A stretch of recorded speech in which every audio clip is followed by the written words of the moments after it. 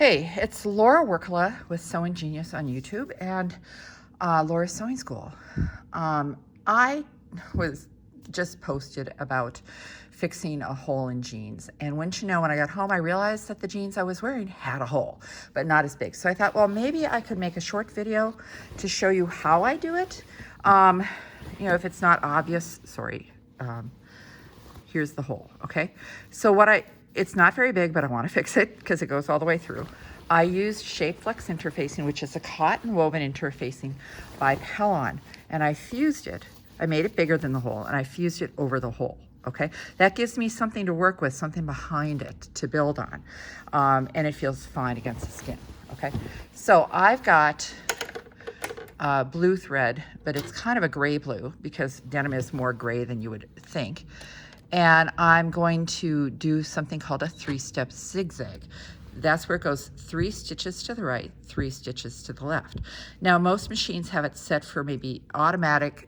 Default is 5 millimeters wide and 1 millimeter for the stitch. I like to do it as wide as I can, and my machine lets me go up to 7 because I'm trying to cover as much area as possible, so it gets wider. I also want the zigzags to be a little closer together, so I turn my machine down to like 0.5 for going forward. I just use a regular foot for this, and of course I forgot to do this before I cross these pants to the machine. I like to turn them inside out, because if you're working inside out, you're less likely to sew your pants to themselves, okay? So what I'm going to do first is, whatever way your tear or hole is, go across it with a 3-step zigzag, okay? I also find it best if you do have a seam nearby, to go toward the seam versus having it behind, because you have those little ski toes in front, okay? So I'm going to start before the hole, and hopefully this isn't too loud. The machine always sounds louder on my videos than it actually is in person, you know? So that's kind of frustrating. Just digging around to see if I can find my ear pods. I don't think I can, because that might improve the sound, but just bear with me for the noise, okay? My machine actually is in very good shape. So I'm going to go across there. Now, hopefully, your machine allows you to go in reverse on a 3-step zigzag. Some machines do not, so that means that you'd have to either turn it around or stop and go back to the beginning to do more zigzagging, okay?